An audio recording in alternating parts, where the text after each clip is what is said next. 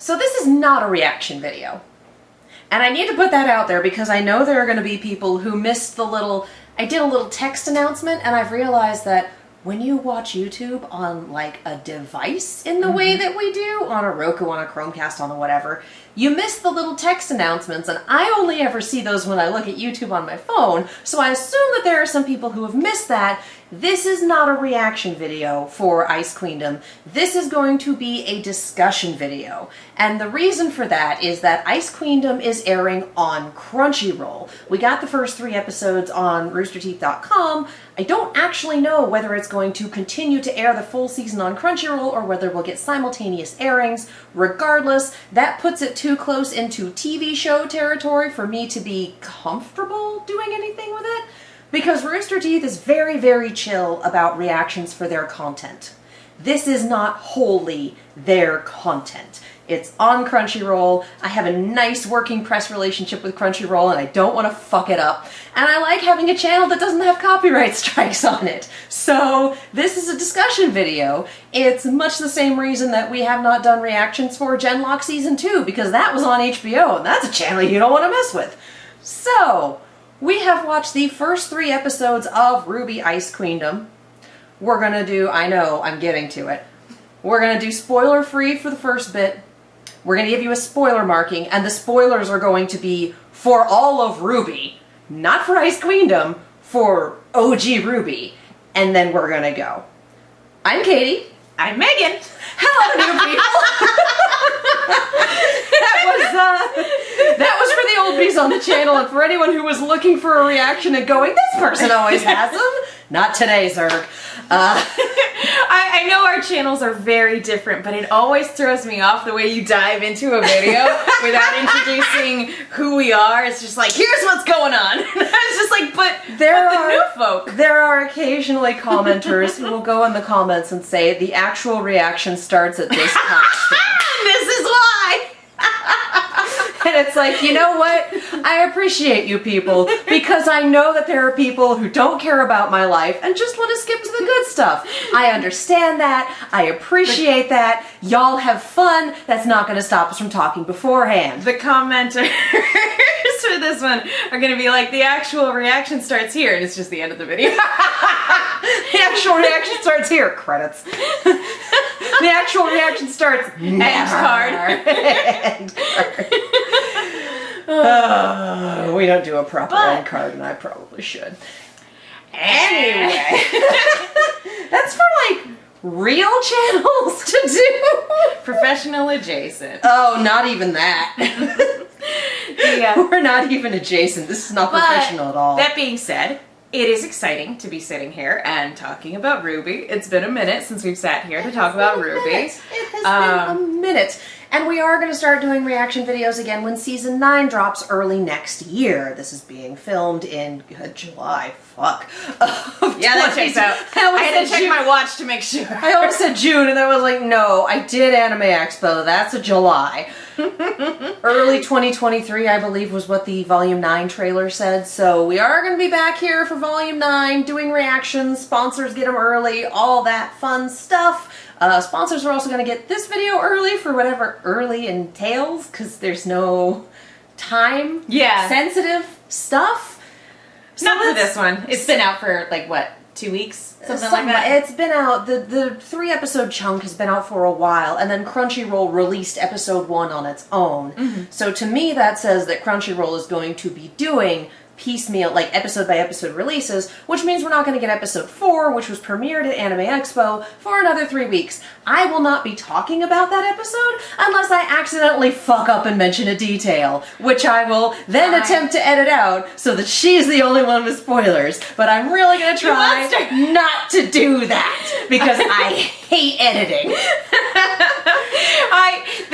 Before we get going, Katie tries so hard not to spoil me for things that like I'm in the process of consuming, or that I've explicitly asked her not to. Are you going to tell the Game of Thrones story? No, but I was. That is what I was thinking of. God damn it. No, there have definitely been a few occasions where she's tried so hard not to spoil me for one thing that she dropped a spoiler for a different thing in that same series, and it was just like, wait a minute, what do you mean by that?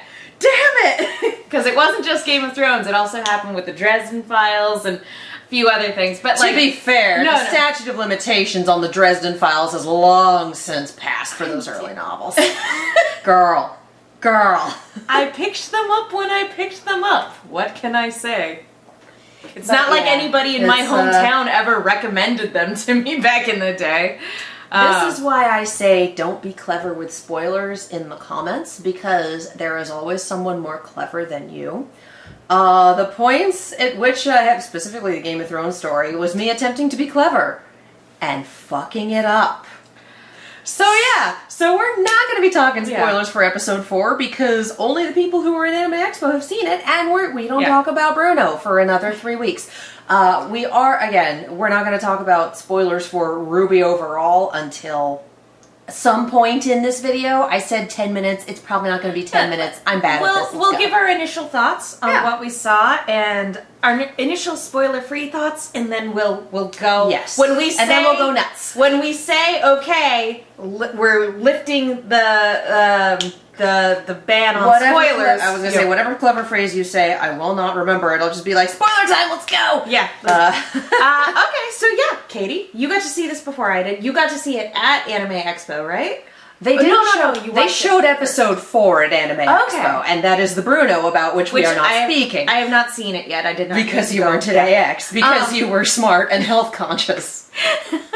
I was just lucky and wore a mask for 4 days. It's a busy weekend when a convention takes place on a holiday. July 4th. But what did you think? I don't think I watched it in the right frame of mind the first time I watched it. There were some things I liked.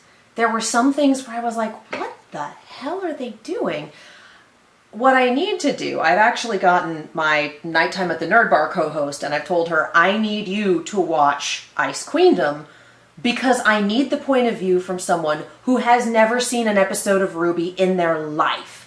Because I can't figure out if this season is meant for people who are canon familiar, or if it's meant for people who have never seen RWBY before. Yeah. Because if you're trying to do both, it is very, very difficult to hit that sweet spot. And if the show is trying to do both, I don't think it accomplished that. If it's just for people who are already canon familiar, it was a pretty solid season 1 recap with a few things where I was like, why did you leave Penny's fight out again? Why did you do that? I'm personally hurt. She's combat ready. That's a spoiler. It's not. The spoilers are for. We're talking about the first 3 episodes. This is not the spoiler. This is the spoiler. The spoilers that we're not talking about are the spoilers for all of RWBY. Ice Queendom made it very clear that Penny was involved in the warehouse fight. They just didn't show a shit. I did appreciate how that's not a spoiler. How straight up Terminator they made her look. Oh yeah, they did Penny very well. This studio obviously loves Pyrrha, loves Nora, and I think they did a really solid job with Penny in doing the looks like a person, moves like a robot bit. That's the little bits and tweaks of animation that I don't think they were quite capable of when they were doing it in Poser. So I do appreciate that. I thought just the handling of Penny, the animation for her was very well executed. It was great to see some of these scenes animated again in a different style. Yes. It was so lovely. I'm right there with you. I agree. I definitely feel like there are a lot of pacing issues, which we can dig into a little bit more when we get to the spoiler section. So pacing, it felt very interesting. It kind of, I think the way I described it to you after I finally sat down to watch it was that it kind of felt like somebody had the fast forward, like their finger on the fast forward button of season 1, with some I don't want to say extraneous, but other bits and pieces thrown in to mix things up a little bit. And new shit.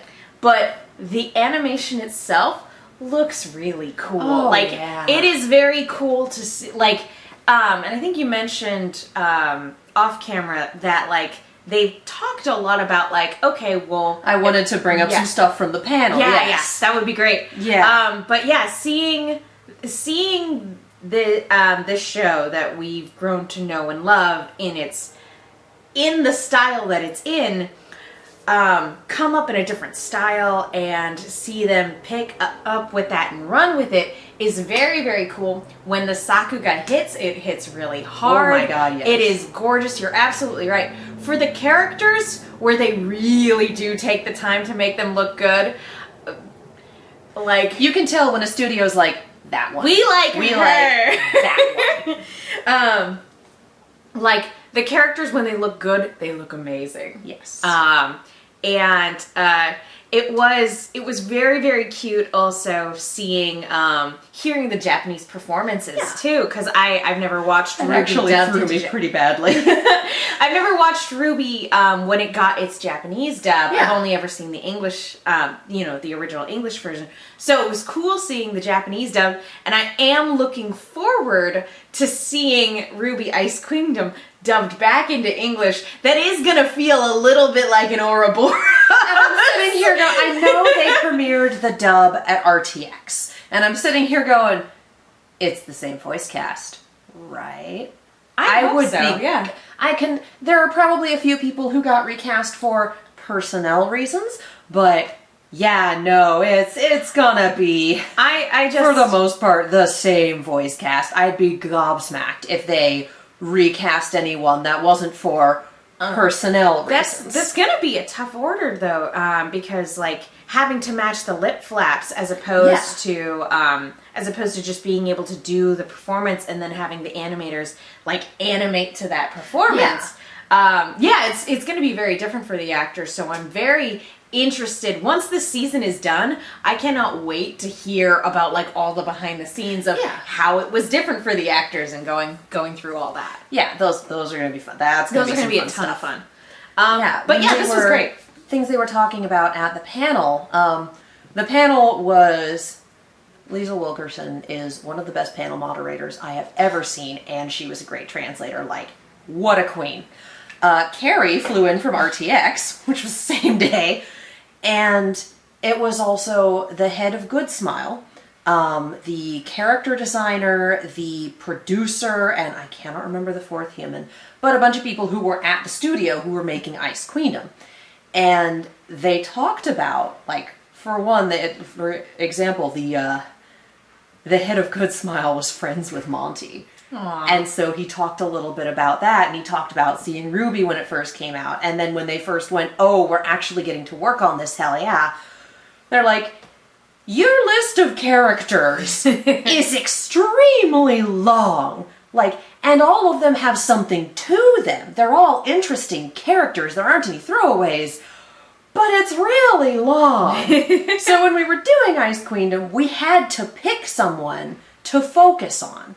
And their chosen focus, as you can tell from the title, etc., was Weiss. Mm-hmm.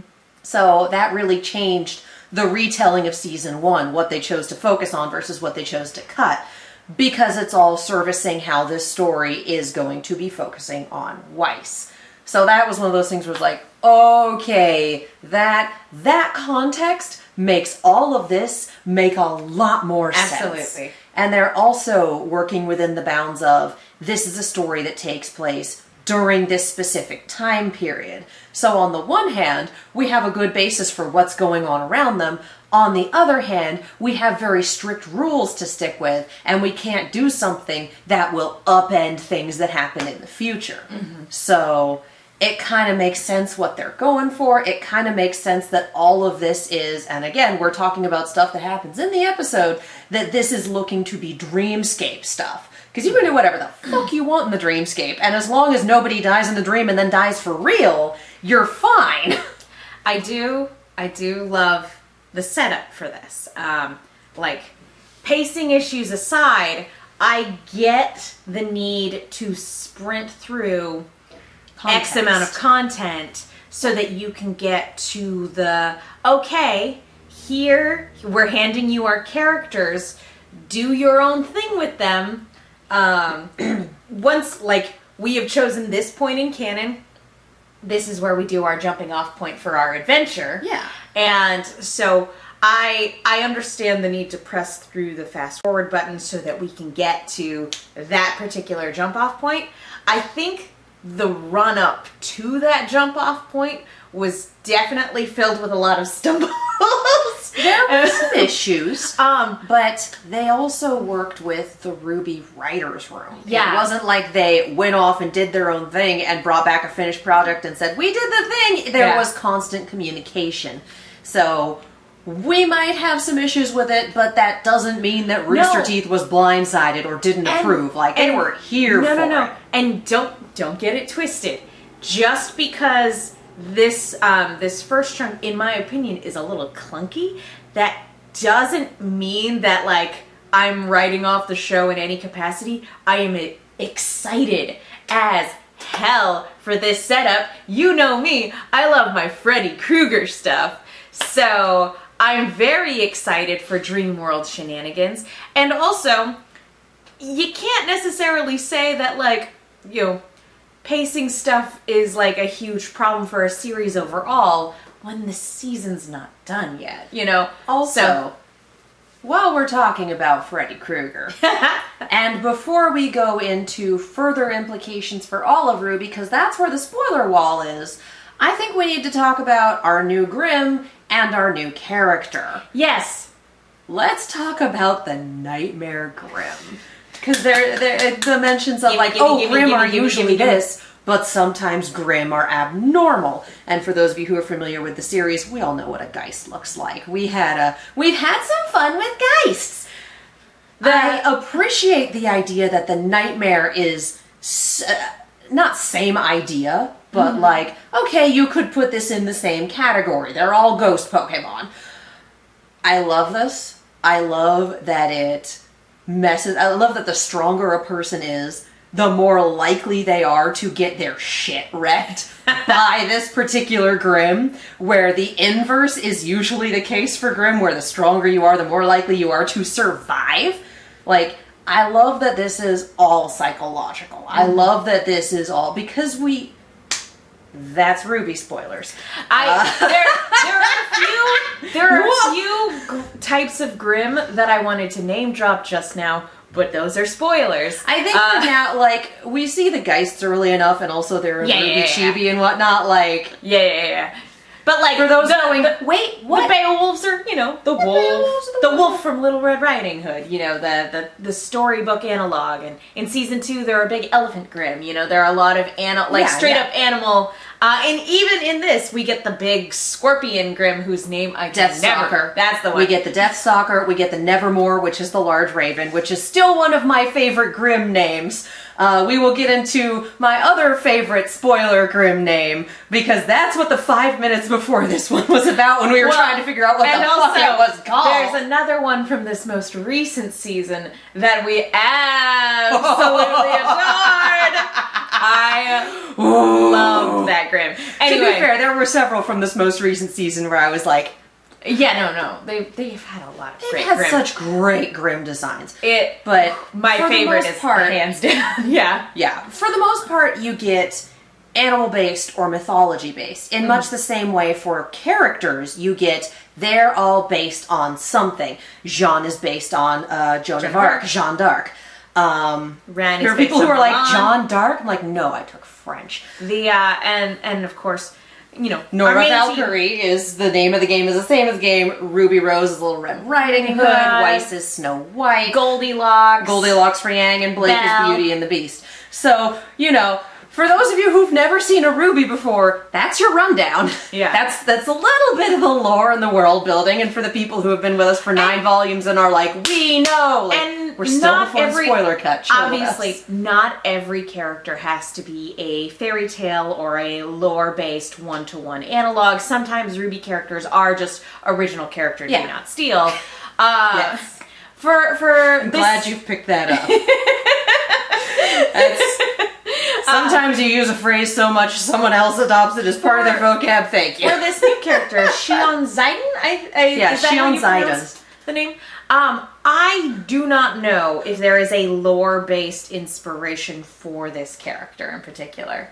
My guess would be that it's Japanese mythology, and that we don't have the context for that. Because a lot of what we have for RWBY characters is based in a lot of European fairy tales, European and North American mythology. That's a lot of what it pulls from, because that's what the production company, who are a bunch of people who live in Texas, generally speaking, unless you have specifically studied the mythology or the stories or whatever of a specific region, that's kind of what you grow up with, that's kind of what you're familiar with.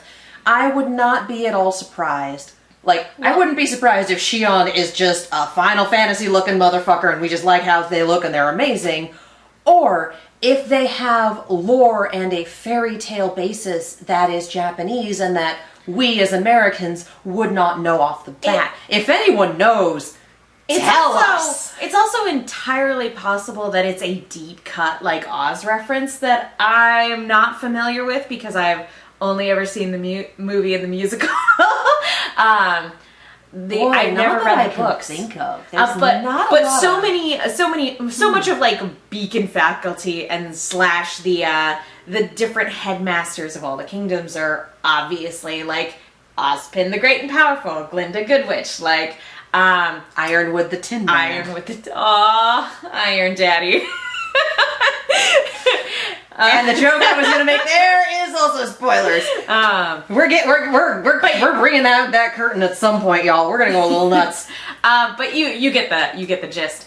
I love this. I love that her whole thing is fuck all of her there. I don't remember their pronouns. I don't either. But we're gonna go with there because. But that is a failure on our part to remember. That's not us the show, not writing the shows to convey. That's us. We watched this last week and I didn't write it down.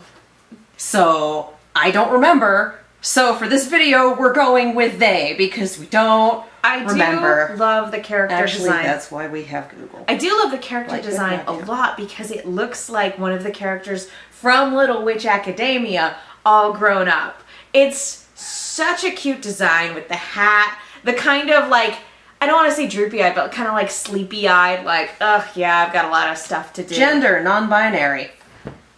Oh! They! There we go! Thank you, Our Ruby Wiki. instincts were correct! Nice! Yes! So yeah, I am a big fan of this character design. I think it's absolutely fantastic. The color scheme of like the kind of pinkish purple of the hat and like the overall outfit, I really liked it. It's extremely Final Fantasy. This person either stepped right out of a Final Fantasy or right out of a Ghost Pokemon gym. Like, I think at one point I referred to them as Miss Magius when I couldn't remember their name. That's kind of the aesthetic we're here for, and given that their favored enemy is the Nightmare, I'm here for it. Let's roll. I will say, this isn't RWBY spoilers, but something they started doing in certain seasons was they actually started putting like character art and like background art over in the credits of every episode, and not having that in between episodes here kind of makes me sad in hindsight because I would have loved to have seen all of the character designs sketches for this character. That would have been so cool. It's like, give me the turnaround, give me the zoom in on the dream catcher that makes the larger dream catcher, give me the zoom in on that briefcase, y'all. That whole trunk that just opened up and became this fold out. I love it. I love it when it looks like a suitcase and then it opens up and it's like a 3-tiered thing on hinges that has a little specific. I love it. I love it so much. I don't have one because I would have no idea what to do with it, but I love it. Yeah, it's really one neat. of those things where it's just like, yes. Everything about them is really neat, and I am looking forward to getting more of them, I hope, as the season goes on, for sure. Yeah, and then also just looking at this Nightmare and going, yeah, sure, there were Nightmare Grimm in with the test, so, you know, don't tell the students or anything. Yeah. Don't have anyone look out for each other for the telltale signs of Maleficent tattoos on the back of your neck. Don't do that, Ozpin! Ozpin has always shown himself to be not at all concerned with the safety of his students. That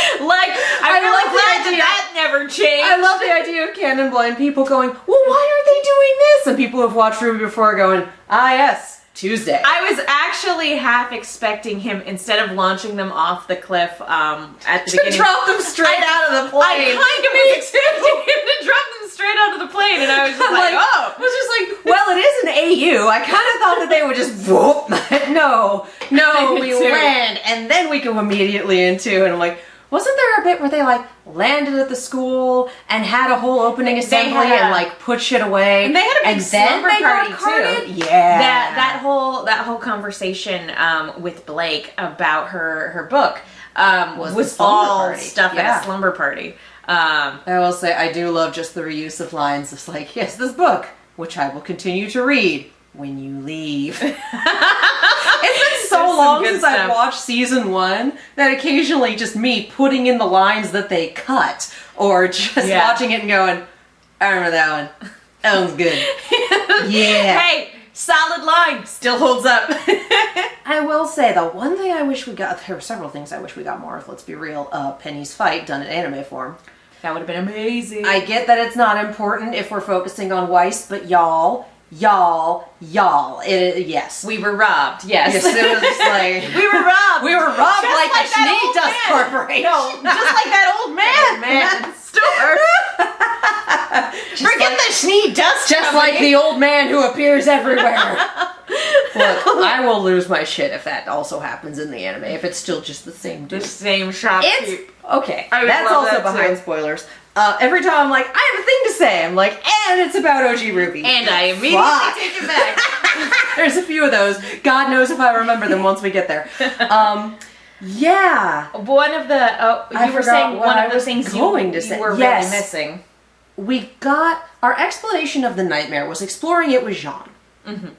It took like 3 minutes. I would have loved an entire episode of that. It could have been a whole ass episode just about that. Yeah, that is one of the most egregious instances of we're hitting the fast forward button so that we can get to the stuff we clearly want to focus on for the rest of the season. And this is our drive-by setup for this Grimm. Yeah. And it was a waste of potential. It could have been so cool. And it's like, look, if you've watched the series, you got this information in other ways. Like, and let's, again, spoilers, but it was still, I know that Jean wasn't our focal bit, but goddamn, I really wanted to see this. Because if we took, or even just like, instead, we have what, 22 minutes of screen time an episode? Give me 10. Give me something that shows me what Ren and Nora and Pyrrha went through to get to him. Give me some explanation. This is a world that has people with animal features? Can we talk about the bit where Jean was a little bunny in his own mind? Can we go into this? And the answer is no, because Jean's not important to the overall arc of the show. We want to talk about Weiss. I would have much rather that this didn't happen to him at all, and that when, like, we instead use that time for a little bit more creepy setup with Weiss. Yeah. Because that one time when she comes out of the classroom and then sees herself in the distance for that first instance of, oh, stuff's a little different, stuff's a little creepy, what's going on? And the deliberate choice to make it Weiss too. The character whose whole thing is mirror, mirror. Mm-hmm. Like, they could have taken that time and done more creepy setup. Although, here's Megan complaining, we could have had more horror movie stuff. We could have done more atmosphere building. There weren't a couple children saying, 1, 2, Freddy's coming for you. I was making jokes about, what the fuck is the new Grimm Maleficent? And then, no, the new Grimm is Freddy Krueger. It's just like, I have written record. That's right, bitch. I have written record of my bullshit watching this show. Yeah. So, I think we're about ready to go into spoilers for all of RWBY territory. There is one other thing I wanted to touch on. Again, still very much enjoyed this. Clearly very excited for what they're going for. The animation looks lovely, and when it looks good, it looks great. There's some instances where it's a little wonky, but you're always going to get that with It's RWBY. If there aren't instances where the animation is a little wonky, it's not traditional. You're also going to get that just with any anime that's like updating weekly. Yeah. But one of the things that I really, it became very apparent how different this show is, and it made me realize how like ingrained into the original show it is. The Williams soundtrack. Yeah! It is very, very weird seeing these images and sequences from the trailers incorporated into a show without hearing that shredding guitar and without Casey's vocals. I'm not saying that what we get here is bad. It's just the Williams soundtrack is so woven into the DNA of the show. It's anime as opposed to butt rock. I miss the butt rock. I miss the butt rock. It's one of those RWBY things. soundtracks slap, and anybody who tells you differently is a liar. Can fight me to the tune of I Burn. Yeah. Actually, I think talking in depth about that is the point where we go, if you have never seen RWBY before, if you've only seen Ice Queendom, 25 minutes into this video or however long it's been, this is the point where we are going to start talking about the differences between Ice Queendom and our OG season of RWBY, and also the implications of Ice Queendom as a whole, and RWBY as a whole, and also make all of the jokes about RWBY stuff that we didn't make for fear of spoilers. So this is the point where, if you've never seen RWBY, one, this video is about to get a lot more incomprehensible. I say more, I know it was incomprehensible to start. I know who I am. Two, just go watch RWBY.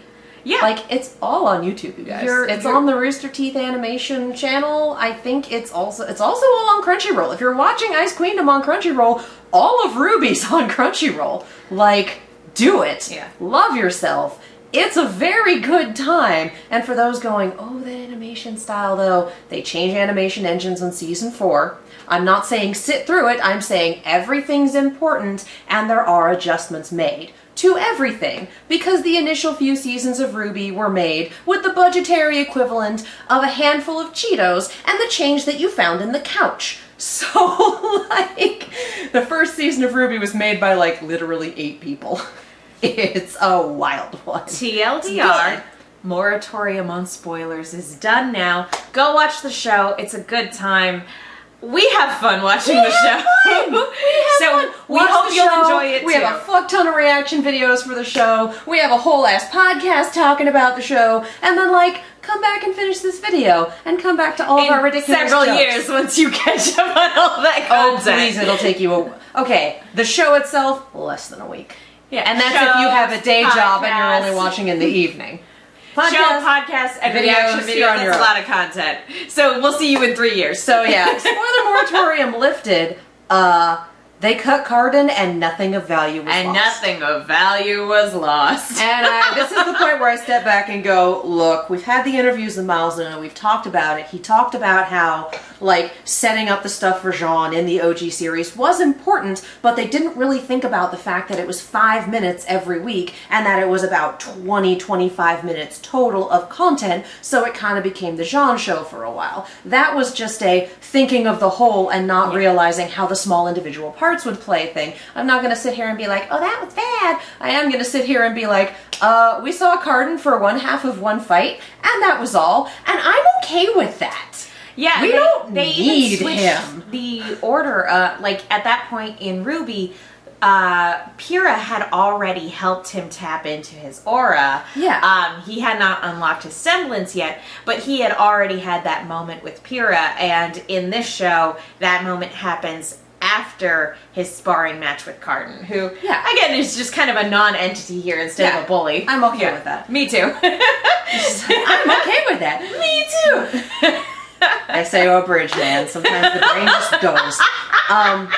Yeah, and then knowing what we know about Jean with the whole I am under this legacy pressure, I cheated to get in. Like, I'm a little sad that we didn't actually drop the I cheated to get in. I needed this. I know that Jean is not the main character or the main focus of this, but again, we needed like a full 10, 15 minutes, a whole ass episode just in his brain so we could see a little more of this. Speaking of, the main character is Weiss. And so we get some stuff given to us a little bit out of order so that we can properly set up everything that makes Weiss Weiss.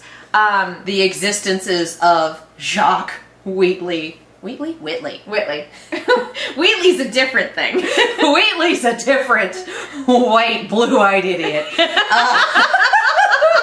Put some portal in there. I was gonna say space. Want to go to space? That's not the right core, but that was the joke I was thinking of. Jacques, Whitley, and Winter. And I'm very sad. My cat is not in frame right now. She's probably upstairs on someone's bed going. Brief appearance. Someone said my name. Willow. Mama Schnee. Will. Oh my God! The fact that they're immediately like, "Oh yes, mother, are you day drinking in the garden again?"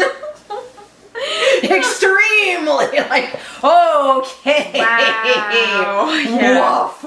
We went right for it. And Butler. Klein. Thank you. Klein, and The one person who cares. no, Winter Winter cares. does care. That doesn't come across in this. And Whitley cares, but it won't be Whitley apparent has until problems. further in this. Well, I think this is like less of them butting heads, because I think part of the big problem with Whitley is that both her and Winter left. Yeah. So the I big issue with Whitley was he was alone with Jacques. Yeah. And that's a problem. Yeah, right now he's still perfectly, just like kind of annoying little brother territory. It's not, he's more annoying than he is like, oh, this could be a problem in a couple seasons, that was the vibe we got from him in season 4. I always watch you, my brave, foolish sisters. Yeah. Like, alrighty, buddy. You good? Good. Yeah. But yeah, setting them all up as opposed to leaving them to our imagination for several seasons. Yeah. Because we get name drops and mentions, but like Jacques doesn't appear until the ending of Volume 3 when he takes Weiss out of school and takes her back home. And even then, it's just a quick appearance. We don't know anything about him other than he cut her off partway through the season because he was tired of her not talking to them. And at that point, we can't tell if he's a toxic parent or not, or like literally just like, hey, I want to hear from my little girl. And then you get a little further on and you're like, no, he's a toxic parent. And then she left for a reason. Weiss is very much I sent my kid to college and she grew up liberal narrative. Like, oh, your kid goes off to college and they come back a flaming liberal. And it's like, your kid goes off to college and they come back having met people from different walks of life. And that's the point. That's extremely what this is. It was also very funny, again, with where we are in RWBY canon right now, as we're waiting for the next season. It was very funny to see Jacques again and being like, oh, look, he's still alive and not exploded into a million pieces. I'd honestly forgotten the manner of his death until you brought it up. Because so many people got so fucked in the last season. It's like, wait a minute, that was going to be the joke. Tin Man, Ironwood. He didn't have a heart. He didn't have a heart, but he still saw fit to take out the trash that was Jacques. Yeah, Ironwood going Terminator mode was several options. And all of them bad. Mixed feelings. I have mixed feelings about it, to say the least, because on the one hand, I loved Ironwood so much, but on the other hand, I think he made a great villain. This has me very worried about them going to the third academy, because the camera goes to the academy and it just kills the headmaster. And we've met the headmaster of Shade Academy, and he's amazing. He's great. And I would like he's to fantastic keep him in the forever. books. Read the books, y'all. Read the books. They're good. I haven't actually read the Torchwick book. I haven't It's out. It exists. I have not yet obtained it. This is a problem. It's in my queue. I have not consumed it as of yet because I've been mostly listening to podcast and screamer music. I need to get back into some books, so that's on my list. I should see if the library has it. Support your local libraries. I do most of my reading via audiobook when I exercise, so yeah. Support your local libraries, and actually supporting libraries does support authors. Do not purchase ebooks from Amazon and then return them when you're done. That actually hurts authors. Don't do that. Support your local libraries. They're good. But one of the things that you're talking about in terms of like spoilers was really, really loved. We can talk about it later. But the love when my favorite Grimm for RWBY will always be the ones that go full horror movie villain. Oh, yeah. Like the Apathy and like the Hound. And I He really was spending like 5 minutes trying to remember what the Apathy were called. Despair? No. No, that's not Akuma. That's something I'm else. very, very excited for I the forgot the Nightmare Hound existed until you just said that. It's been a minute since we've watched. I was thinking of Monstro. We're gonna need Monstro. to rewatch that season Whale. in particular to get like a canon review because it's Yeah. been longer than it usually is between RWBY seasons. I think we need to watch 7 and 8 because they bookend. I'm But 100% Yeah. down with that. Very excited for it. I forgot about the Hound. I remembered the whale and the little tiny scorpions in the desert, But- which I appreciate. And we have Camel Grimm in the books, and we'd better get those fucking Camel Grimm. And Giant sandworms too. and possibly the graboids as well. They're not graboid Grimm, they're just graboids. When the wildlife itself does a murder. Anyway. But I took us on a tangent. We were talking about Weiss Fun and the tangent. setup with her family. Yeah. And it, this is one of those things where it is pacing issues. It feels very weird, but it is essential setting up all of these people as, as characters, as fixtures in her life, because we're going to be diving into her brain and all of her insecurities. I will say. Oh, go Oh, ahead. no, go ahead. Oh no. Finish your point. So just getting all the setup. It feels weird from our perspective getting this setup here because this is all playing out slightly differently than we got it in the original show. When our friend Carrie watches it, I don't know if it's going to play weird to her. If she watches it. If she watches it. I don't know if it's going to play weird to people who are coming at this show as their first bit of RWBY content, or if this is just going to be kind of like fast forwarding, very, very quick character introductions. Yeah. But for me, I see the essential point of it. I see the need for it, but it feels very, very weird.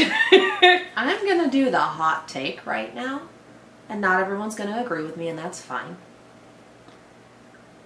I think so far we've done Weiss dirty. Ooh, yeah. Oh, I know exactly what you're talking about. Not Please like... elaborate. Not... I've watched shows where they've really done my fave dirty. I've watched a lot. There's other things that I can make comments on that I won't because we don't throw that kind of shade here. Not quite like that, at least. I don't think it's a full ruination of the character. No. I don't think it's anything so extreme. But I do think recontextualizing the I'm going to be a better teammate, the whole bringing in coffee scene for RWBY as... well, maybe you get more points if you're following a shitty leader, but you're a good teammate. Just recontextualizing it as her gaming the system in her mind makes that moment, which was a very sweet moment when it first came down, less genuine. Yeah. It helps that we do have the, no, I actually do want bunk beds I moment. didn't lie about that. Yeah. Yeah, no, I didn't lie about that.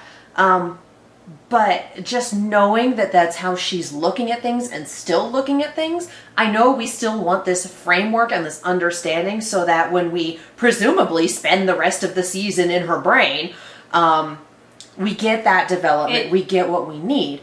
But it really does feel like for those first bits that it has stripped the genuineness, there's a word. Authenticity. Thank you. That's a good. That's a good one. It feels like it stripped it from those moments, or where, made it in this show disingenuous. Yeah. Yes, and it's less of a turning point for the character. And again, I realize it's because we're going to go diving into her psyche for however long. It really felt for these first few episodes like, oh, we kind of did her dirty. That moment was in a lot. particular, and the moment where the team as a whole discovers. No, I'm listening. Okay, but I'm here. I'm just out of frame. The team as a whole discovers that Blake is a faunus. That is definitely a moment where Weiss in the original show is meant to be a brat. It's Yes. meant to show her privilege and her selfishness. And Her lack of experience with the world and with the life experience of other people. yeah, and Again, my child went to college and came back liberal. This is the journey. yeah, and just this and she comes around when it's not her full journey, but her being like, I accept you for who you are, even though again that in and of itself is a privileged take. Yeah. But like, just be nicer, keep your teammates in the loop, no more secrets. Yeah. But that was, they are all steps in her gradual overall journey to becoming a better person. And we also understand that she does have good intentions, even though they're wrapped up in selfish ambition. Yeah. It is good intentions. She wants to restore honor to her family name. She wants to make a positive difference in the world. She just happens to be very self-absorbed about it because she's an heiress. And doesn't really know how the world works for people who are not her. For people who are not heiresses. Yeah. You don't have a cake butler? They definitely took more time to establish her being extra bratty while Blake was off with Sun. And where we got these little extra scenes of her with Yang being very, very close-minded and, being a whiny baby, and then because we skip over the Penny fight, when they all get reunited at the end, her being like, hey, just keep your teammates in the loop next time. It's like we've seen nothing to actually get to this point.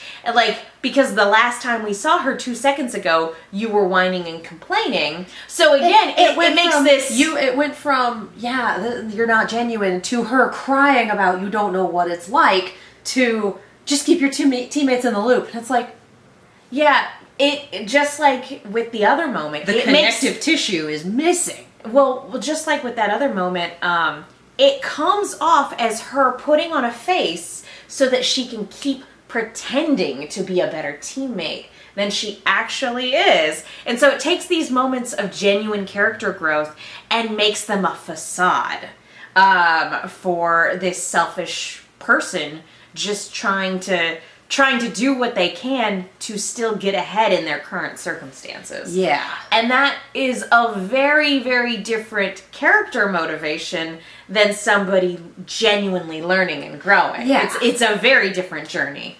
So yeah, it's as compared to her growth in the OG series. Mm-hmm. And again, we have... It feels unearned when she says, yay, yeah, we're teammates. It feels very unearned. Again, that's why I make the point that they kind of did her dirty there. And I get that it's because we probably want to save the bulk of the growth for the however many, I don't know, 13, 26, I don't know how many episodes we have. But they probably want to save the bulk of that for the bulk of the show. So like the handling of it makes sense. And we also have the advantage of 8 seasons of RWBY under our belt and knowing how this character arc goes. Mm-hmm. So again, this is me wondering, like, is this for people who already know RWBY? Is this for brand new people? And again, I don't think they threaded the needle to get both super well. Those extra scenes of her being more of a brat, I'm sitting here going, we could have used those to be more creepy setup. we could have been more creepy. We could have seen a little more from Jean's weird shit. No, like we could have seen Penny's fight. Like, can't you imagine them like looking for Blake and Weiss like either running past a dark alleyway or looking down a dark alleyway and seeing some creepy stuff happen, and then like Yang come up behind her, no sign of her, and she's just like, a jump scare. That could have been so cool. That would also make more sense going into the you don't know what it's like crying, because she's already like, the fuck? Yeah, no, I'm just saying, there was some economy of time that could have been used in other ways. And again, part of this is looking at this show, having seen season, volume 1, and like all of RWBY And look, so far. we also don't know where this is going. Yeah, so so we it's say possible. this devoid of context of what the overall plan is. We say this having seen these first 3 episodes are the premise. Let's get all y'all up to speed. Let's introduce this brand new Grimm and this brand new human being who is specialized in fighting the Grimm. Let's go. I really need there to be a 4-person team of hunters that just go after Geists, and they can be the Ghostbusters. Geistbusters. Did not think that that's where you were going with this, but that's amazing. I need Geistbusters now. God damn it. Who are you gonna call? Listen, Ray, if someone asks you if you're a Grimm, you say yes! You don't say anything because Grimm don't speak. Somewhere the Hound. Heard you talking shit. No, I would absolutely love the Geistbusters. What I thought you were going for, which is what this entire season is going to be, is Dream Warriors. We're getting Nightmare on Elm Street 3 Dream Warriors, the best one. Fucking fight me. I'm so excited. You're way more into the Freddy side of this than I am. Let's be real. Yes. That is awesome. Let's be real. We all, okay, maybe not we all, but like, this, hey, there's a dream. Hey, shit's going on. Hey, people need to go into the dream to affect things. Save the person. Whatever. Like, catnip. Let's fucking go. I love this. Like, yes, I will jump So into I your might dream bitch about the Inception setup. style. Yes, absolutely. I might bitch about the setup, but also like, yo, this is all dreamscape shit. I love dreamscape stuff. Obviously, like I love horror dreamscape stuff, which is one of the reasons why, like, the Nightmare on Elm Street series is one of my favorite horror franchises as a whole. Because even when it's bad, it's still creative and fun. And yeah, there's something really, really cool about the idea of confronting your nightmares. There's just something really inherently awesome about that idea, regardless of genre. Yes.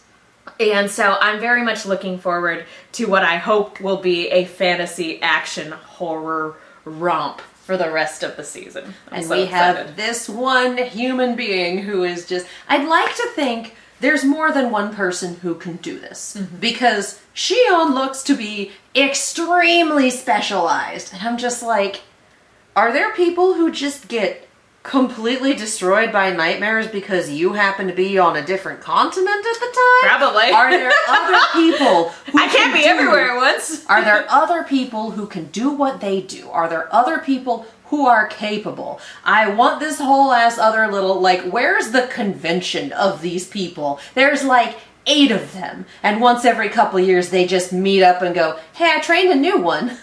Dream Warriors! This one's Aurora. She's new. She knows a thing or two about sleeping, yo.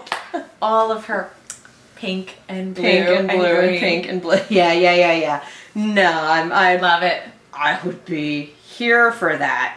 I need to know if there's other huntsmen or huntresses or hunters, because they, in Japanese, they just use hunter for everything. And I'm like, 1, I'm here for it. 2, works really well for a non-binary hunter. 3, so like, yeah, let's go. I love this. I need to know if there's more like them who also do the same thing. Because as much as I love introducing this human and just being like, yes, I'm here for it, let's go. If it's only the one of them, that's problems for everyone who gets fucked up by a nightmare when they're not there to fix it. This is not a normal fix. This was a whole setup. I also very much, not that there's anything wrong with like this sounds really demeaning when I say it, but there's nothing wrong with the run-of-the-mill Grimm, your Beowulfs, your Deathstalkers, things like that. And the ones that are like animals, but like there's also something different about them. There's something really cool about the weird ones. Yes! About Again, we hounds, go back to the apathy. The Hound, the Apathy, the Knucklevi. Jim and Randall remains one of my favorite Grimm, if not my favorite. No, we love Jim and Randall. Everyone watching this channel for the first time goes, what the fuck are you talking about? Like, we named the unique Grimm. So we named the Nucklevy Jim and Randall. Jim is the person head and Randall is the horse head. And so the Grimm with a shtick and with a horror shtick on top of that are always the most memorable and the ones that I tend to really gravitate towards because I know what I'm about. And so the Nightmare Dreamscape Grimm, I'm like, that's such a great idea. Like, it's clearly such a great idea that they devoted an entire season to it. And I am very excited about that.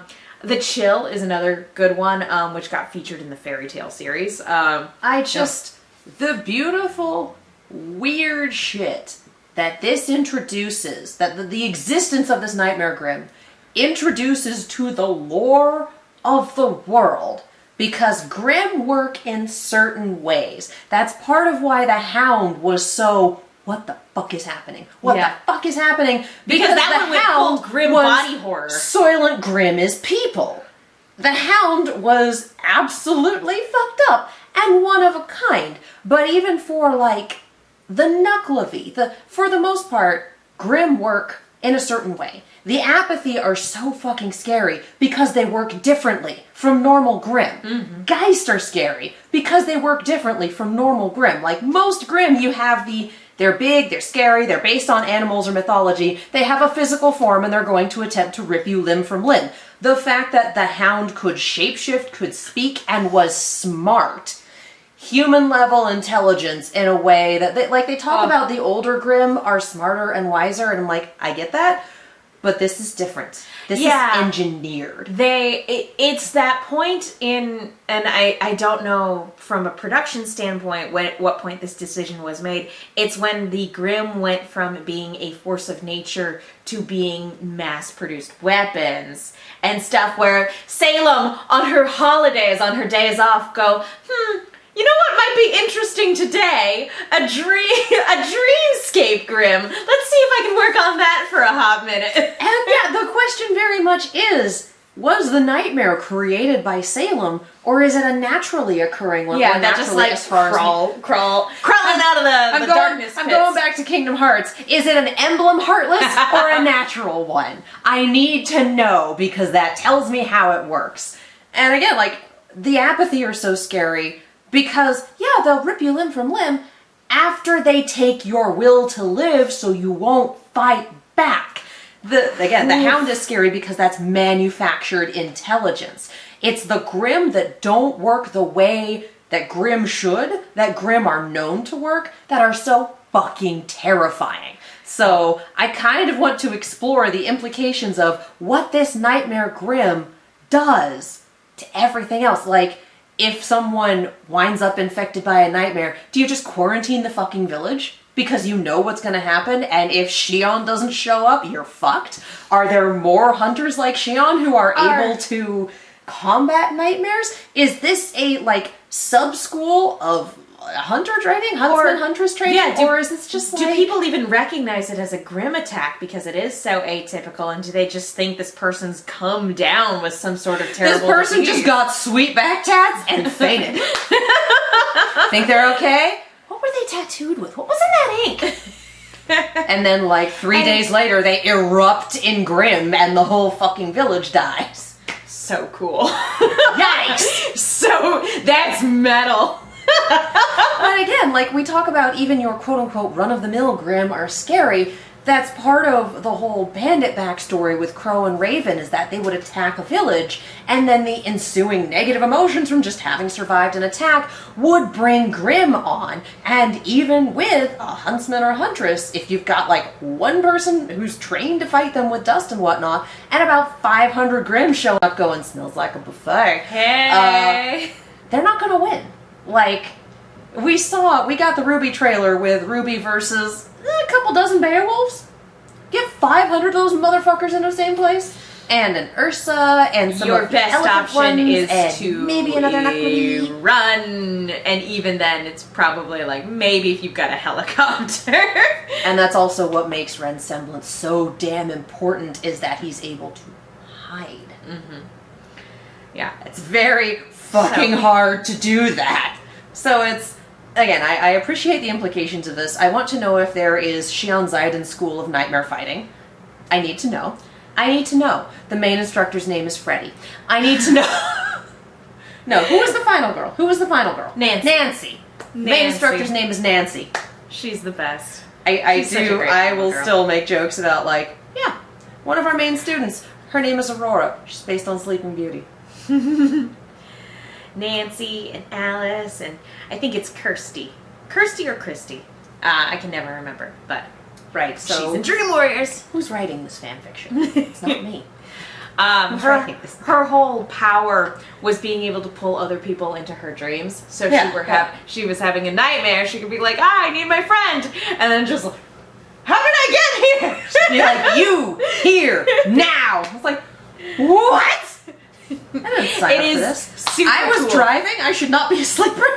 It is super cool. This is going to be a slight Dream Warrior spoil, but it is super cool. From the 80s. It is super cool. There's a scene where Freddy is attacking this girl. She uses her dream power to contact Nancy, pulls Nancy into her dream, and Freddy stops what he's doing. He just goes, you! And Nancy's like, we gotta go!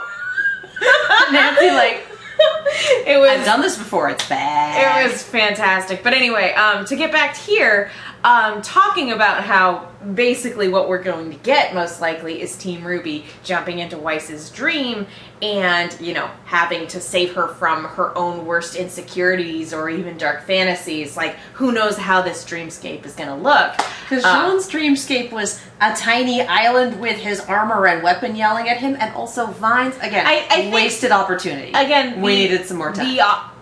I guess it was him being burdened with his, you know, insecurities about the legacy of his family. Yeah, the inherited weapon and armor yelling at him, like, but it wasn't super impressive. I really did like the bit where instead of us, yeah, it swallowed wrong, and now it's all just like, very attractive. I'm sure you love this. Someone out there does. What a weird thing to say. Anyway, someone always loves something. You know, whatever it is, someone loves the point you're making about Sean's dream to make is that I really did enjoy, for the brief bits we got it, his inherited armor, sword, and shield being the ones to yell at him about his inheritance and how he's not living up to this legacy. Wasn't super fond of the whole, he's on an island, in water, in vines. Is this what things like actually look like, or is this just because Freddy Maleficent has taken over his brain? Like, we don't know. I assume that it's Freddy Maleficent, but I don't know. Yeah, it's the only time we've ever seen it. But yeah, it was a very interesting aesthetic choice. But yeah, I don't know. We'll see. Anyway, like, again, I appreciate the dry run, but, like, I needed 10 minutes of that, not 2. Again, I would have either preferred for it to have been an entire episode and the focal point of the entire episode, or I would have preferred not seeing it at all and leaving and taking up that time and real estate and doing more creepy foreshadowing.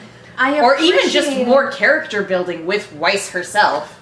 I appreciated what it did in terms of introducing the monster, introducing the capabilities, introducing the stakes, and boy, it's lucky that he was weak, so it didn't, like, eat him alive. It sure does like to go after people with strong auras. I kind of would have preferred seeing this very creepy thing happen to Weiss and then getting the explanation of what's going on. But neither here nor there. Again, we don't know how it's going to play out overall until we get to the end of the season. Yeah, no, just this specific, it does this, here's the dry run, was very much for the audience. So the audience can see, you know, a double of Weiss and go, oh shit, it's happening. Oh no, it's happening. I remember. Oh no, she's strong, it's gonna be bad. I remember why I brought this up. Okay. I brought it up because it's going to be interesting, obviously, seeing her teammates jump in to save her and fight her own insecurity, all that other stuff. But what's interesting is that at this point in canon, they are not the strongest team. Like, this happening to Weiss at this point in time in her life is very, very different than if we were getting it from Volume 8 Weiss. Because we've seen Team RWBY get torn to pieces and reunite, have things that, you know, make them butt heads and everything like that, but at the end of the day, they are a unit, they are a team, and even if they don't always even if they don't always agree on the right course of action, or They even have what hit. the right thing to They do. have hit ride or die. Yeah, Yeah.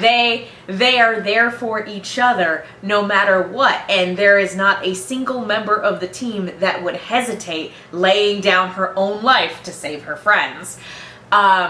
That is, you know, again, a very, very different team dynamic than we have right now, where everybody's still figuring out who they are and what their own role within the team is. Like, by the time we get to the beginning of season 2, they all have, like, coordinated attack names and things like that, and even though they still have a lot of growth as individual people, they are a unit. I don't think Team RWBY at this particular point in time is a unit. No. But also, given all the stuff that happens in canon, this is about the only time you can slot it in. well, it's about the only time you could slot it in for. I think this is also probably the arc is going to be them becoming a strong unit. Yeah, it's the only point in time where you could do that and like test their loyalty as friends and as teammates, and it's like, yeah, no, because every other point is just like, yeah, no, we are. Every other point is like, now we did this, we got it. Yeah, we're no. good. Once they came back together and Blake and Yang made up, like they've been in like I said, even with the occasional friction, they have been ride or die, as you said. Yeah. And it's been those two teams, and like, no, we've adopted Oscar too. He's ours. He's ours. He's our team mascot. This tiny Yu-Gi-Oh child is ours now. You may not have him. I don't care who else is in his brain. He's ours. He is our. Fuckers. Although he is kind of like unofficially, I think, part of Team Juniper. Yeah, that's they're missing a member. Yeah, things that I almost said in front of the spoiler curtain. Boy, it's good to see Pyrrha again. Yes. Like, oh, let's Not only that, change that to, boy, it's good to see animated stuff. Like, it's great to see Pyrrha again. Man, oh I've my missed gosh, her. we were not joking. She's so good. She looks fantastic The in this show. studio loves her. Like, And it they very much really plays up. It took very the much- time to Oh yeah, and it really did play up the Weiss trying really hard to be like, we'll be the perfect team, this'll be great. And Jean just being a gigantic himbo towards her, and her being like, I'm gonna rock that man's world. I love. He doesn't know who I am and has no preconceived It's- notions. Dibs! Again, for a lot of the kind of more interesting choices about what they chose to keep and versus what they chose to leave out, I really, really love that you can see the disappointment in Pyrrha's whole demeanor when Weiss cuts her off in the introduction. It's just like, I know who you are. You do this, you do this.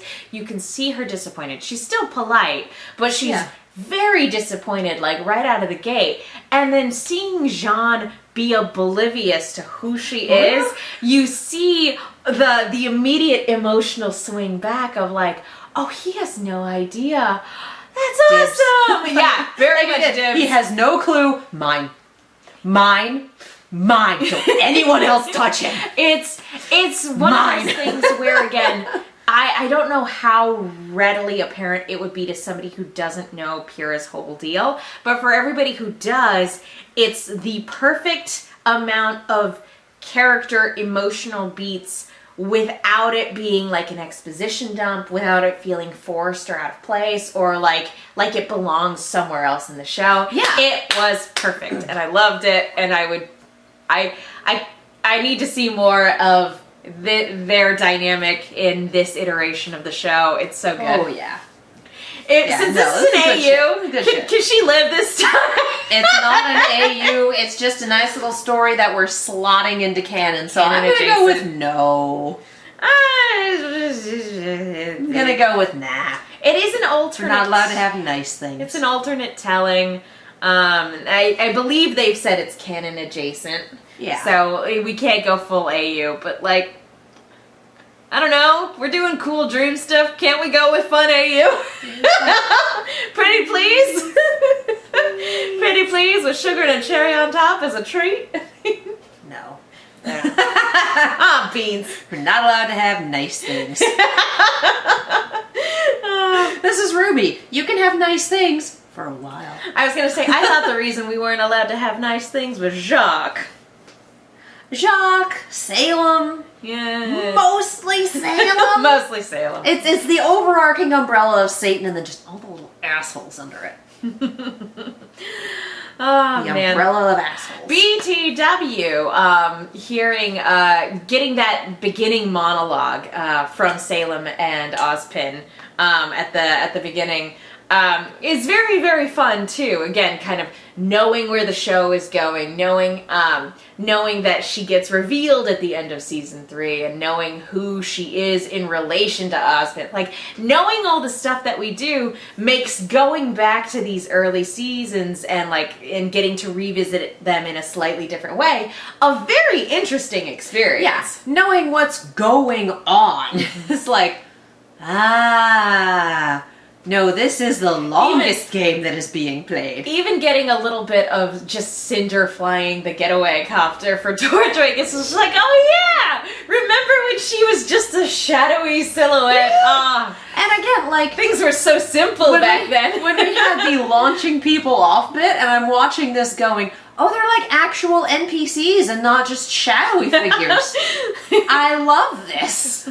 Holy shit, they're like people with clothing and weapons. And like, they're not just little silhouettes of a man. And I know. It's Limitations of the engine, etc., but like, I like that they I love became it, a though. joke in RWBY Chibi. It's an easy joke to make, but it's a joke I appreciate 100%. it's, again, limitations of the engine. Also, I've been replaying Kingdom Hearts 2, and I need to get back to it. But, like, the Colosseum scenes where you hear the crowd cheering, but there's no one there. And then you do Kingdom Hearts 3, which is, like, in terms of engine. It's like, oh, now they can render all of these people that don't fucking matter. But we can just have NPCs randomly as part of the world. That's buck wild, and I love it. But there is still a place in my heart for the crowd goes wild. They're all invisible. Or look at this crowd full of shadow people. Dark silhouettes. Did we just get all of the backstage people from Kabuki performances and bring them all in? Oh man, I loved the shadow people. Oh, I loved the shadow people. The I thought they were shadow fun. people are one of those things where it's just like, this is charming though. Yeah. I love this. It's I don't want to be like, oh, it's cute. Like, 'cause, you know, cute can kind of use like, oh, that's cute, but like condescending. yeah. No. But no, like, I like that. I appreciated it as a solve for a limitation that they had. Like, it's a creative solution to a legitimate problem that they had. It's like when you're in an old house and all of the windows and door frames are just a little bit like this. Yeah. Like, no, that's part of the charm. But I love that, you know, it has that, you know, very cute charm to it, but also that, you could, if you wanted to run in that direction, take the horror implications of it. But that's just me. But the further you go in, the more you lose your ability to see them. They're still there. You just can't see them anymore. Oh, it's so great. But yeah, there's a lot. There is a lot that gets kind of lost in this retelling, though. And I get that we've talked about it, and at this point, it kind of does feel. At like this we're talking point, in circles it's a little recursive, bit. and we should wrap up because we've been doing this for over an hour. But I've enjoyed what we've gotten so far. I'm really excited about the potential of it. Some of the differences are, you know, innocuous. Some of them feel antithetical to what RWBY is. Yeah. But I am still having a good time, and I think it'll be interesting. I will be very interested to hear how our initial take differs if it differs at all, by the time once we're we done. hit the end of the season, like, Yeah. like, oh, all those little bits made sense, I guess. Or, like, no, there were still some serious pacing problems. Or, It's like, you no, know. I was right, and I've been right the whole time since the beginning. You all called me crazy! No. It is also, like I said, I am excited to also hear the English dub. Because there is something really special about, like, the initial performances, like Samantha Ireland's "I'm Queen of the Castle, I'm Queen of the Castle" doesn't get translated over quite exactly the same one-to-one. Like, the line is still there, but it's... The line is there, but it's different in its delivery and in its structure. And so it's just one of those things where it's like, okay, I'll be very interested to hear, like, how those performances change once now that we're adapting to this new medium. Yeah. For sure. It'll be interesting from here on in. And again, I've seen the next episode. I'm not saying anything. I can't wait for it to drop so we can talk about that. And in the meantime, let me just brush up on my Jungian psychology, I guess, because that was the weird symbolism in dreams, dude. There were a number of them, but he's the one I remember the most. It's gonna be really funny if just, like, all of a sudden there are bees everywhere.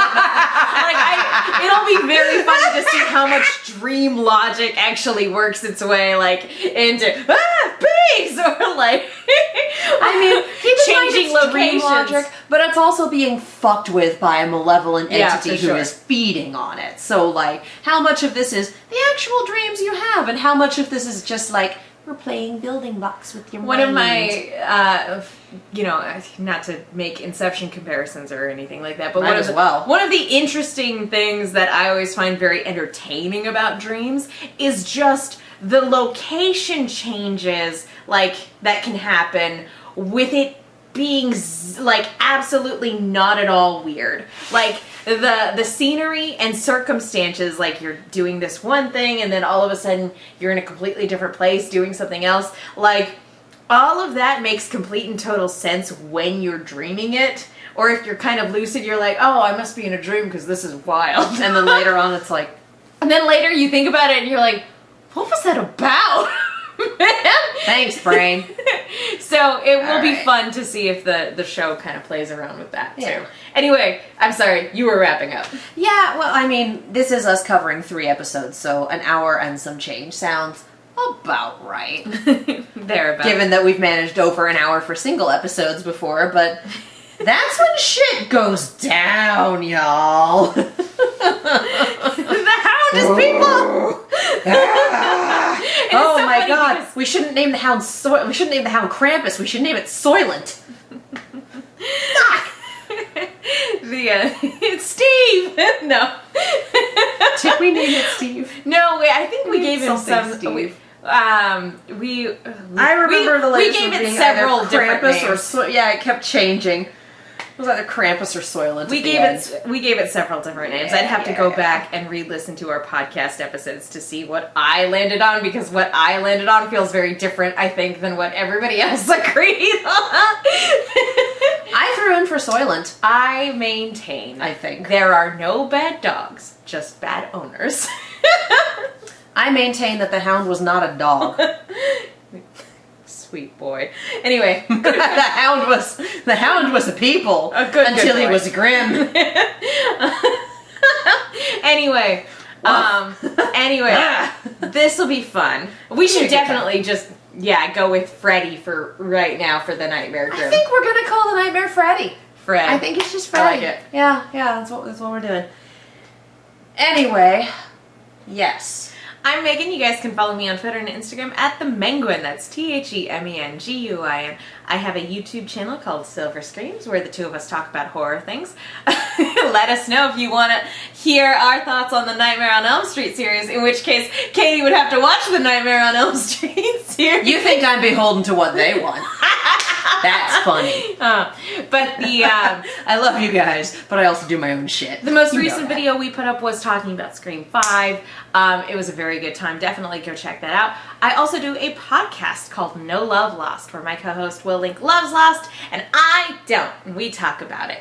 And as we mentioned, we also do a podcast. Oh my gosh, I lost the word for it. We do podcast talking about Rooster Teeth related stuff. Rooster Team Radio. Rooster That's what Team it's Radio. called. So please go check that out. It's all fun stuff. There we are. Yes. Yes, check that out. Especially if you've never seen a RWBY in your life, go back and watch the RWBYs and then consume the ancillary material, which is us. I'm Katie. You can follow me all over the social medias as well as on Twitch at Kiaxet. That is Kiaxet. Same as this channel. It's mostly the Twitter screaming my face off about Overwatch League and various other things because Overwatch League is insane right now. I am also on a weekly show called Nighttime at the Nerd Bar. I mentioned my co-host Carrie. We talk about anime, we talk about Overwatch, we talk about whatever the heck comes to mind. We have special guests. It's a good time. That can be found on the Fanversation YouTube channel, fan_versation. We have a great time. That is also where you can see my Anime Expo coverage, where I interviewed Carolina Ravassa and Robbie Damon. We had a really good time. And there were definitely a few moments for each of them where I was like, oh. I love Robbie Damon. He occasionally says some shit. He's fun. And if you're a critter, we talked about Dorian Storm and how he came up with that character. So like that was fun. Oh, that was a fun talk about what goes into playing a bard. Yes, so be sure to check that out. Subscribe to Fanversation as well, because again, we do this every week. There's a live chat. It's a good time. Yes. Get vaccinated. Wear a mask. I really don't care what your local ordinances are. We have one hell of a variant happening right now, so like, wear a mask. Take care of yourselves, take care of other people, support your local libraries because they're very good for your community and also they're very good for authors. Support the post office, vote in your local elections. Make sure you do the thing, make sure you're registered, double check your registration even if you think you are. Vote in your local elections, just, you know, be a decent human being to people around you. Be excellent to Yes. each other. Yeah, be a decent human being to the people around you. Take care of yourself. It's the only way we're going to get through all of this, y'all. It's a wild one. And know that we love you. We love you very much. Please take care of yourself. It's very important. So yes, nice little call to action to hit all those nice little buttons down there. Like, subscribe, ding. Thank you so much for watching, and we will see you next time.